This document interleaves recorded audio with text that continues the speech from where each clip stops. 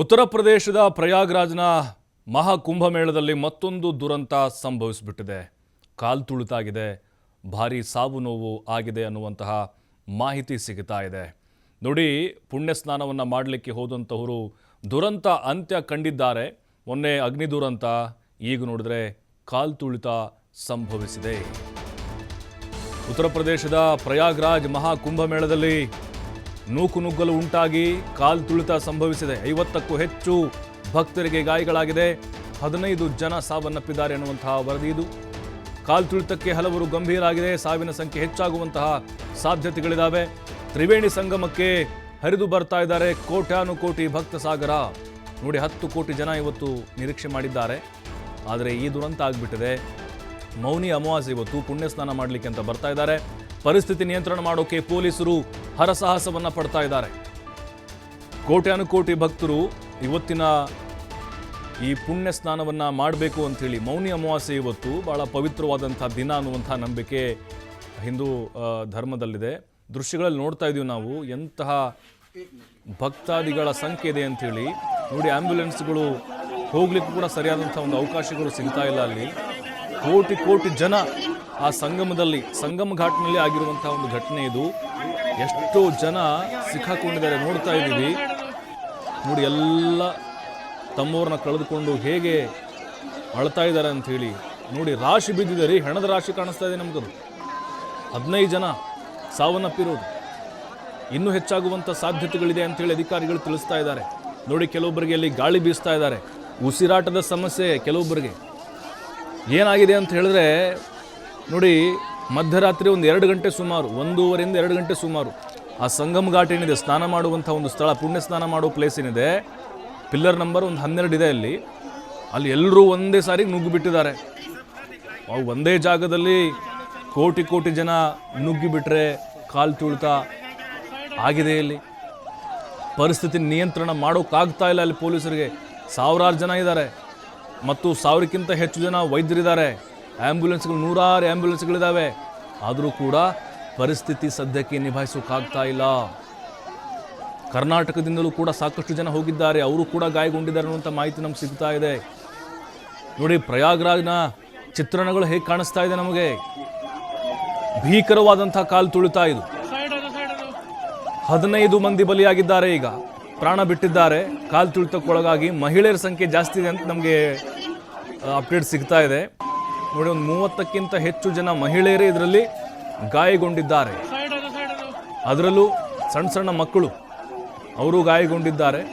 ವಯಸ್ಸಾದಂಥವರಿಗೆ ಜಾಸ್ತಿ ಇಲ್ಲಿ ಎಫೆಕ್ಟ್ ಆಗಿದೆ ಅಂತೆ.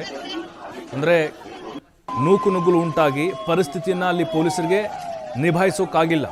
ಪ್ರಧಾನಿ ನರೇಂದ್ರ ಮೋದಿ ಈಗಾಗಲೇ ಯೋಗಿಯವರಿಗೆ ಕರೆ ಮಾಡಿ ಮಾಹಿತಿ ತೆಗೆದುಕೊಳ್ತಾ ಇದ್ದಾರೆ. ಅವರು ಕೂಡ ಇದ್ರ ಬಗ್ಗೆ ಕಳವಳವನ್ನು ವ್ಯಕ್ತಪಡಿಸಿದಾರಂತೆ. ಬೆಳಗ್ಗೆ 2 ಗಂಟೆ ಸುಮಾರಿಗೆ ಆಗಿರುವಂಥ ಒಂದು ದುರಂತ ಇದು. ಇವತ್ತು ಮೌನಿ ಅಮಾವಾಸ್ಯೆ ಹಿನ್ನೆಲೆಯಲ್ಲಿ ಆ ಪವಿತ್ರವಾದ ಸ್ನಾನ ಮಾಡಬೇಕು ಅಂಥೇಳಿ ದೇಶ ವಿದೇಶಗಳಿಂದ ಕೋಟ್ಯಾನುಕೋಟಿ ಭಕ್ತರು ಸಂಗಮದತ್ತ ಬರ್ತಾ ಇದ್ರು, ಆ ಘಾಟ್ ಕಡೆಗೆ ಬರ್ತಾ ಇದ್ರು. ಏಕಾಏಕಿ ಒಮ್ಮೆಲೆ ಅಷ್ಟು ಸಂಖ್ಯೆಯಲ್ಲಿ ಭಕ್ತರು ಜಮಾಯಿಸಿದ್ರಿಂದಾಗಿ ನೋಡಿ, ಘಾಟ್ಗೆ ಇಳಿದೋಕ್ಕಾಗ್ತಾ ಇರಲಿಲ್ಲ, ಅವ್ರಿಗೆ ನೀರಿಗೆ ಇಳಿದೋಕ್ಕಾಗ್ತಾ ಇರಲಿಲ್ಲ. ನೂಕುನುಗ್ಗಲು ಯಾವ ಕಡೆ ಹೋಗಬೇಕು ಅನ್ನೋದು ಗೊತ್ತಾಗ್ತಾ ಇಲ್ಲ. ತಮ್ಮವ್ರನ್ನ ಎಷ್ಟೋ ಜನ ಕಳ್ಕೊಂಡಿದ್ದಾರೆ, ಈಗ ಮಿಸ್ ಆಗಿದ್ದಾರೆ. ಕಾಲಿಂದ ತುಳ್ಕೊಂಡು ಹೋಗ್ಬಿಟ್ರು. ಎಷ್ಟೋ ಜನ ಆ ಒಂದು ಗುಂಪಿನಿಂದ ಆಚೆ ಬರಬೇಕು ಅಂತ ಓಡಿ ಹೋಗೋ ಪ್ರಯತ್ನ ಪಡ್ತಾ ಇದ್ರು. ಆದರೂ ಕೂಡ ಕಾಲಲ್ಲಿ ಸಿಕ್ಕೊಂಡು ಕಚಪಚ ಅಂತ ಅವ್ರನ್ನೂ ತುಳ್ಕೊಂಡು ಹೋಗ್ಬಿಟ್ರು. ಉಸಿರಾಟದ ಸಮಸ್ಯೆ, ಅಲ್ಲೇ ಬ್ರೀತಿಂಗ್ ಸಮಸ್ಯೆಯಾಗಿ ಎಷ್ಟೋ ಜನ ಸತ್ತು ಬಿದ್ದಿದ್ದಾರೆ. ನೋಡಿ, ತಮ್ಮ ಸಂಬಂಧಿಕರನ್ನ ಕಳೆದುಕೊಂಡಂತಹ ಆ ಭಕ್ತರ ಆಕ್ರಂದನವನ್ನು ನೋಡ್ತಾ ಇದ್ದೀವಿ ನಾವು. ಬಹಳ ದೊಡ್ಡ ಸಂಖ್ಯೆಯ ಭಕ್ತಾದಿಗಳು ಇವತ್ತು ಬಂದಿದ್ದಾರೆ. 10 ಕೋಟಿ ಅಂತ ಹೇಳ್ತಿದ್ದಾರೆ ಇವತ್ತು ಸ್ನಾನ ಮಾಡುವ ಸಂಖ್ಯೆ. ಕೆಲವೊಂದಿಷ್ಟು ಭಕ್ತರು ಆಲ್ರೆಡಿ ಈ ಸ್ನಾನವನ್ನು ತ್ಯಜಿಸಿದ್ದಾರೆ. ನಾವು ಈ ಸ್ನಾನವನ್ನು ಮಾಡಲಿಕ್ಕೆ ಹೋಗೋದಿಲ್ಲ ಅಂಥೇಳಿ ಕೆಲವೊಬ್ಬರು ಆಲ್ರೆಡಿ ನಿರ್ಧಾರ ಮಾಡಿದ್ದಾರೆ, ಅಘೋರಿಗಳು, ಸಾಧುಗಳು. ಬಟ್ ಒಂದು ದುರಂತ ಅಂತ ಹೇಳಿದ್ರೆ, ಈಗ ಆ್ಯಂಬ್ಯುಲೆನ್ಸ್ಗಳು ಹೋಗಲಿಕ್ಕೇನೋ ಅಲ್ಲಿ ಮಾರ್ಗ ಕಲ್ಪಿಸಿಕೊಟ್ರು. ಕೆಲವು ಕಡೆಗಳಲ್ಲಿ ಬಹಳ ಇಕ್ಕಟ್ಟಿನ ಪರಿಸ್ಥಿತಿ ನಿರ್ಮಾಣ ಆಗಿಬಿಟ್ಟಿತ್ತು.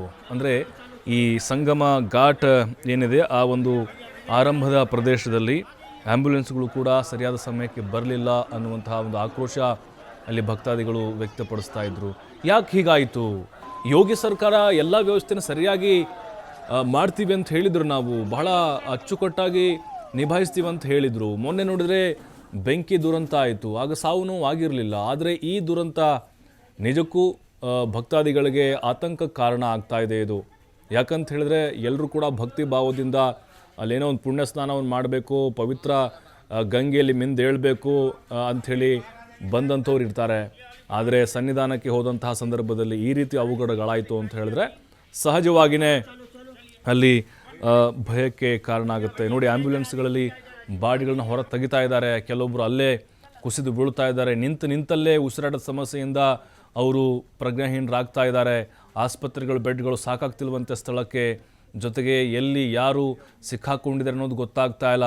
ಯಾಕೆಂದರೆ ನುಗ್ಗು ಕೂಡ ಆಗ್ತಾ ಇಲ್ಲ. ಎಲ್ಲ ಕಡೆ ಜನ, ಎಲ್ಲ ಸುತ್ತಲೂ ಕೂಡ ಜನರೇ ಈಗ ಅಂದರೆ ಭಕ್ತರೇ ಕಾಣಿಸಿಕೊಳ್ತಾ ಇರೋದ್ರಿಂದಾಗಿ ಕಾರ್ಯಾಚರಣೆ ಕೂಡ ಸಕ್ಸಸ್ ಆಗ್ತಾ ಇಲ್ಲ.